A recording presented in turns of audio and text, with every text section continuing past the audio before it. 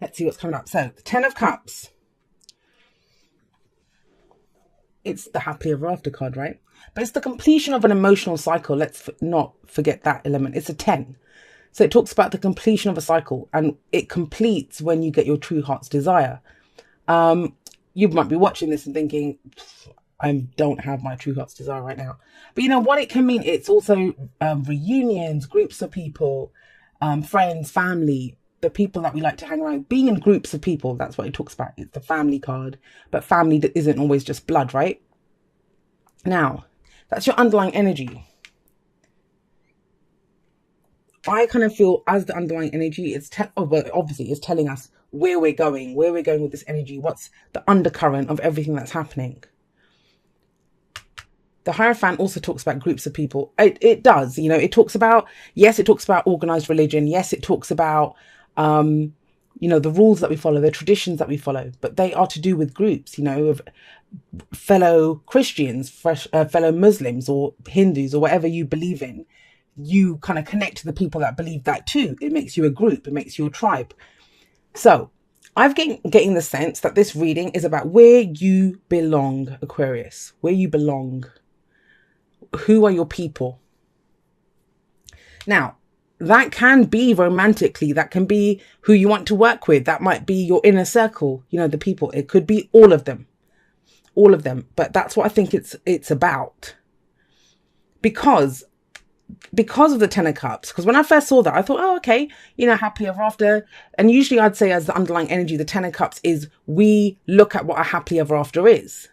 What does our happily ever after look like? You need to know what the end game is before you can begin this cycle, before you can go forward with what you want to do. But then the Hierophant talks about commitment. So it's pure commitment. It's what brings you stability and security in life. It's the card for Taurus. You guys still doing the whole Aquarius Taurus thing? But it is that, you know. So the thing with the Hierophant, though, is you choose to conform to those. You choose to be part of this rule system, the rule books, whatever it is. And I know some people say that, you know, I don't conform. I never conform. But even by not conforming, you're conforming to something. I think everyone conforms to something. We all have our own ideas of what's traditional, right? What our traditions are. You can create a new tradition, completely new. It doesn't have to be what people did for hundreds of years. You can come up with something new, but you stick to that, right? It brings structure and stability to your life. Taurus is an earth sign. That's what earth energy does. It's security, it's stability. And I kind of feel like you're looking for, where's my happiness? Where's my happiness? Where do I belong? You know, what brings structure and stability to my life? It's an important question. You have half the cards here are major arcana, so it's a big deal, especially with the Fool coming up as the past or foundation energy. Now, this could be last week, last month, last year, and I'm actually not feeling that it's so far back. I don't feel it's that far back, because usually I don't get a time on the past, but for you guys, it doesn't feel that way because it's the Fool, right? And the Fool is getting ready to go again.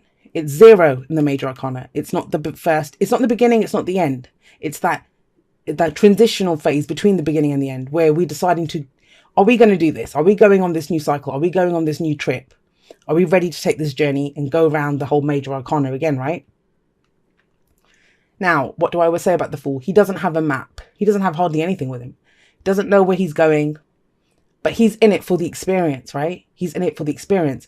But what's coming up really strongly for me, especially because of these two that came up here, and, you know, he does have his little dog with, that is a little dog, isn't it? Oh, it's a weird looking dog. It looks like a little goat kind of thing. I don't know, but it's meant to be a little dog. So that's the support that we have, right? We have support on the journey.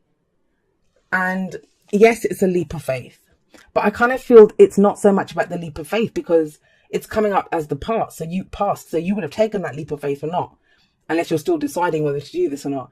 I think you're figuring out who you're taking on your journey with you. Who you're taking on your journey with you. It's a major new life cycle beginning for you. Major.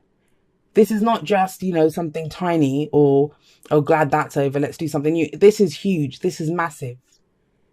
We're going to go around the major arcanas again when the Fool shows up. And it's all about the experience. So who are you taking with you? Who do you want to experience this with you? Who's going to...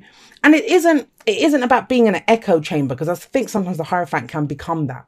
You know, it's an echo chamber. We're all going to believe the same thing, and there's going to be no questioning of anything, because that's organized religion, right? That kind of thing.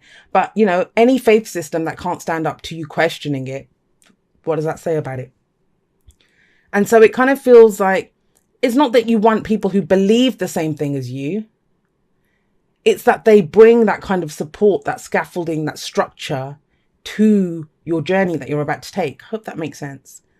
Because that's what this is about. You know, that's your happily ever after. Because the fool doesn't care about, he doesn't even think about what's going to happen. Who is he going to encounter? What's going to come up along the way? No, the only thing he really has with him is that little knapsack on the back. And I always believe that's the knowledge he's gained from the last cycle that he completed. And the little dog that he has with him, he travels light, right? But he has a companion. That's what's really sticking out to me about this reading. And it kind of continues in the same vein. So we have the Six of Wands here. We have the Six of Wands coming up in the present. And this is about recognition, right? Recognition, pride in who you are, pride in what you've accomplished, and being recognized for it. It's a victory card. It's a success card. Now, if this is coming up after the Fool, and we're talking about who am I going to take with me on this new journey, it's you're proud of who you are, Aquarius. You're proud of who you are. And I think that came up last time for you guys as well. That, you know, you want people that you can be proud of, that they're on the same journey as you. It's not just about you, because if you have a look, it's almost as if this person is kind of looking up, right? So it is kind of like he's looking up at this energy here. And it kind of feels like, I want to be seen, first of all, right? I want to be seen for who I am. I want to be seen for who I am. And I want to be recognized for that. You know, I want to feel proud of who I am, and not have to dim my light. How many of you had to dim your light when you're around people? I don't think a lot of Aquarians are doing it now, but it's been a big problem for not just Aquarius, for a few of the other signs. But we're talking about Aquarius right now. Where are you comfortable? Where's your home? Who are your people? Because that's just it. We're in Cancer season, right? And we talk about the home, security, you know, that kind of energy when it comes to Cancer. But for Aquarians, it's always other people. Other people we like. That's where the 11th house, right? Groups of people who belong to organizations. That's us. So that's a big deal to us. And if you're starting this new journey, it feels like you're really doing this whole, who's coming with me? Who's coming with me? Who am I taking to my happy ever after? And I know it sounds bad. Yeah, I don't actually think it is bad, but I can understand if someone was listening to it, they may think it sounds bad and prideful and all those kinds of things. But this happily ever after, right? Who deserves to experience that with you? Because if they didn't see you, if they don't support you, then why do they get to enjoy your happily ever after with you, right? First of all. And secondly, that might not even be the other person's happily ever after, whoever this person is. So then why take them with you? Why it wouldn't be for their highest good to come with you on that? There's a lot of that going on in this reading. So once you figure out, you know, I'm proud of this. This is who sees me, who does whatever. It's kind of strange because you take a break. Four of Swords, take a step back, reflect. Now, this is meditational energy. It could be a spa day. It's that, taking a break. You take a step back. It's so strange that this came up because I literally, just a little while earlier, I was telling my sister that tomorrow, it's Sunday tomorrow. And I was saying, I think I might just turn my phone off, turn the internet off, turn everything off for one day and just be in my own energy. And it's kind of coming up in the reading, which, you know, the readings don't always resonate with me because, you know, I pull the cards, but I'm not in the readings.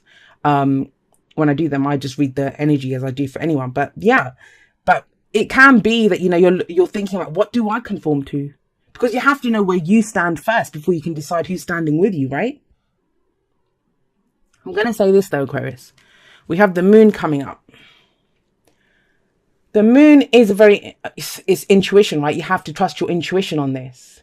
But what do I always say about the moon? It's a card of illumination, but it's not what's shown to you that's important. It's what's not shown to you. What's in the shadows?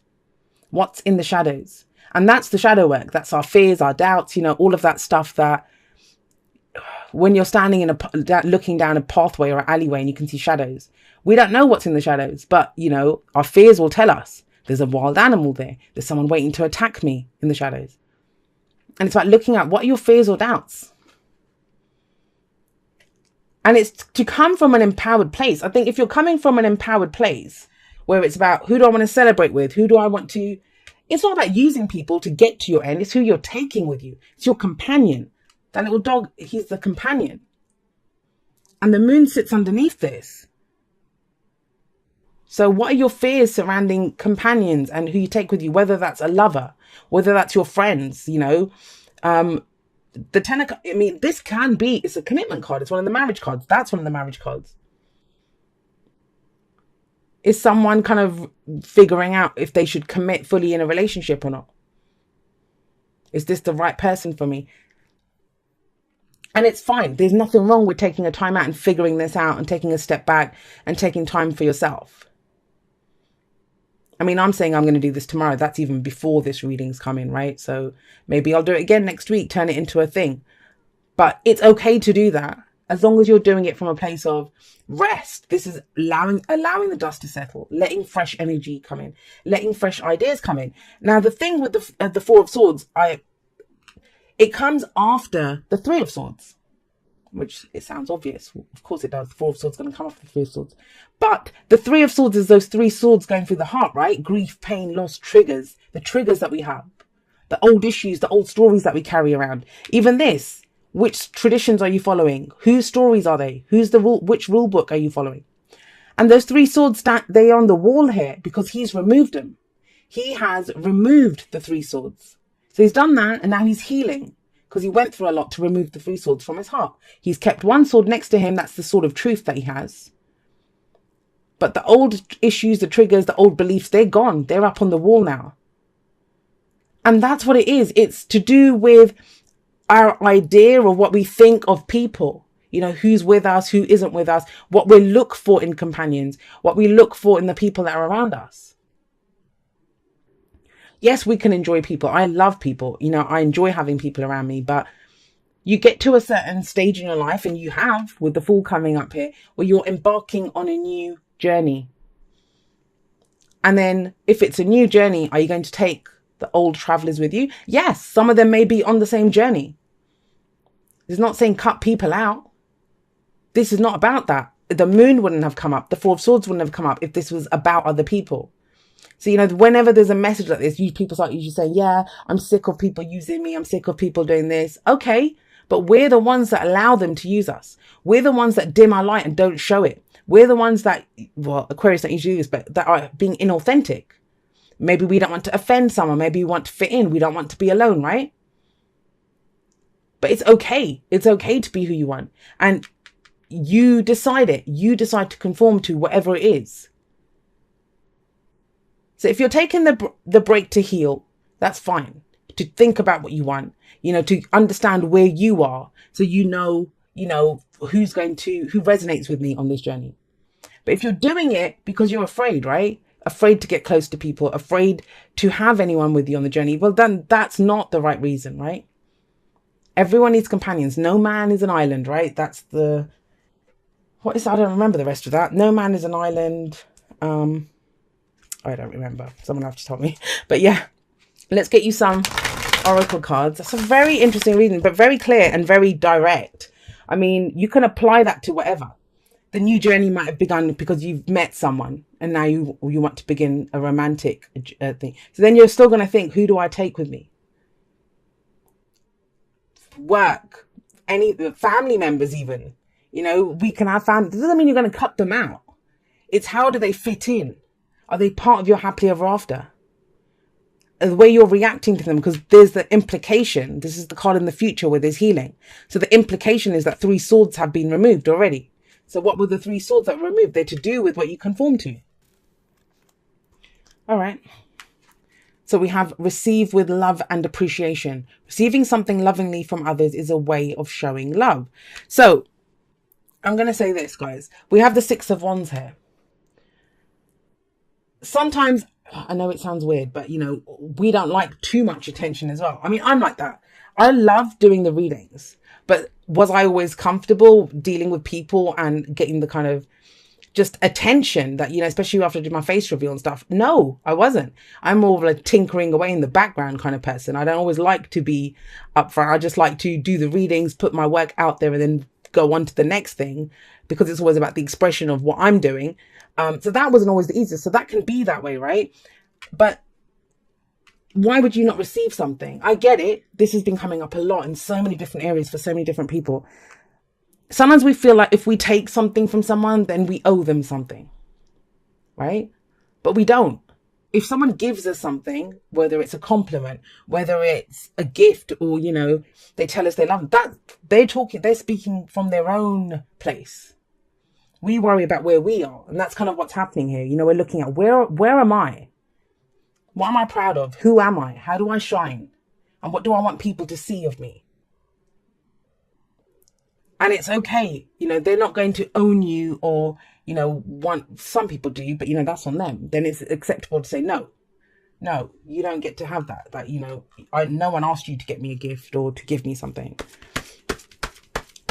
I feel like there's an exposure here, especially with the moon coming up, because the moon always exposes. And it's going to be about who we have with us. Who do you have in your life, Aquarius? Who do you have in your life? That's what seems to be coming up. Because I said it for air signs this morning on Instagram. I pulled a card and it was about authenticity, right? Being the authentic self. And I was talking about the Queen of Swords, even though she didn't come up. I was talking about her. And yeah, she knows her truth. But then when she's interacting with other people, she wants other people to tell her the truth, right? So I'm not saying it's about people not being truthful, because that's not really coming up here. But there has to be some kind of meaningful interaction with people, especially if you're taking them on this major new journey, this major new cycle that's beginning for you. Who is it that said that? I think I heard Elon Musk saying it as well. But a lot of people say this, that, you are the sum total of the 5 or 6 people that you have around you. Think about that. Who do you talk to the most in your life? Be that your family, friends, your boyfriend, girlfriend, whatever. And do they get you? You are them. I've been talking about this a lot as well. That, you are them. So if they're with you all the time, you're sharing your energy with them on a day-to-day basis. What do you get from them and what do you give to them? What's the exchange that's going on here? And it feels like it's going deep and looking at some fears and doubts here. No wonder you need to take a break to do that. But it's fine. It's healing and it gets you forward. I mean, you're going on this new journey. It's in the past, so it started. But it's just like if you were booking a holiday, right? You've booked it. Now, who do you want to go with you? You've got, say, I don't know, 4 tickets to go somewhere. Are you going to take, say, I don't know, you were going mountain climbing or something. Are you going to take the person that's afraid of heights? That's the kind of energy that's coming through. And it's nothing against the other people. So I want to make that clear. It's not about whether people, what they're doing. It's about you, because you're going on this journey. Who do you want on your journey? Unfinished symphony. And yeah, I kind of feel for a lot of Aquarians, this is the kind of last, because that's our main thing. That's the big thing that we get stuck on. We get called aliens. Where do we fit in? Who are we? We're cold, or we don't communicate with other people. We're emotionless, all this stuff. So there's a disconnect, but there are some people that see us. And I've said this before, that one of the most amazing things for me is when someone actually sees me. And that's kind of coming up here, right in the present. It's coming up. And yeah, you're getting ready to begin a new journey. That's the transitional phase. And it kind of feels like it's not fully getting initiated, because that's what you're being asked to look at. It's the unfinished symphony. And yeah, Mars is retrograde in our sign. That's got to help with this. What are we doing? Where are we going? The first house, that's us. As much as people say that, ego is like an evil thing. And I know it's kind of, the word is almost treated, it's just treated with disdain in the spiritual community. But ego means different things, and ego as a self-concept or an idea of who you are in yourself. We all need that. Otherwise we wouldn't know who the hell we were. We wouldn't do anything, because you wouldn't be a thing. You wouldn't see yourself as something. So an ego necessarily isn't a bad thing. It's an aspect of who you are. It's what we do with that ego. So I don't know how I started talking about that, but unfinished symphonies, this is it. This is the thing, guys. I believe this is the last thing. Figuring out who we're taking with us on this trip that we're about to begin. All right. So it says, dearest you, miracles never run out. Look back over your life and you will see so many moments of synchronicity when all the right people, the right place, the right opportunities and the right time just showed up without any of your help. Think back to how you felt just before a miracle happened. You felt that you were giving up, but it was more like a gentle surrender to whatever was about to happen. That's the gentle surrender. This is that last process that you're going through, looking at who's there, I think. We want you to know that miracles are being concocted for you and you will never, ever run out of them. You just don't get to choose how they come, who will deliver them, when they will show up, and what they will do for you. All of that is our department. Spirit knows what is best for you and what wants to be expressed through you. You are incredible and amazing and a magnet for miracles. That would be a good mantra for you today. We're on it. Relax. If you only knew how much you were loved. Sigh. And yeah, you know, I think that's it. Because that is, like I said, the happily ever after. We started off with this. And you know that, right? You know that's where you're headed. You know that's what you're working towards. You know that this is the end game that you're going. But it's the unfinished symphony, guys. We haven't fully wrapped up. We've done a lot of work. And think about it, it's coming up. We've got an eclipse, in a lunar eclipse coming up in our sign. The first house again. And, you know, I really do feel like this is going to be, because in lunar eclipses, and correct me if I'm wrong, but it is about, you know, like the form of something that leaves, something that's taken from us, not taken from us even, that we release. I believe we release it. It no longer serves us. It doesn't serve us. And I kind of get that. That's what's coming in. But wouldn't you rather go through the process yourself and figure it out, which is what I think you're doing anyway. And then what was that line that they said? Something like a gentle surrender. Then there will be a gentle surrender. Then it's fine, right? It's when we don't go through this kind of a process that we get hit by the tower and stuff. That's when that energy comes in, because we're clinging to something, we're not letting go. But this feels like we're doing it ourselves. We're looking at this ourselves. I like it, Aquarius. I like it. I mean, it to some signs, this might not sound very dramatic, but I think it's a big deal. This is a big deal for Aquarians. And it might be stuff that's just going on internally and, you know, very quietly, but it's still significant, especially the moon. Trust your intuition card, right?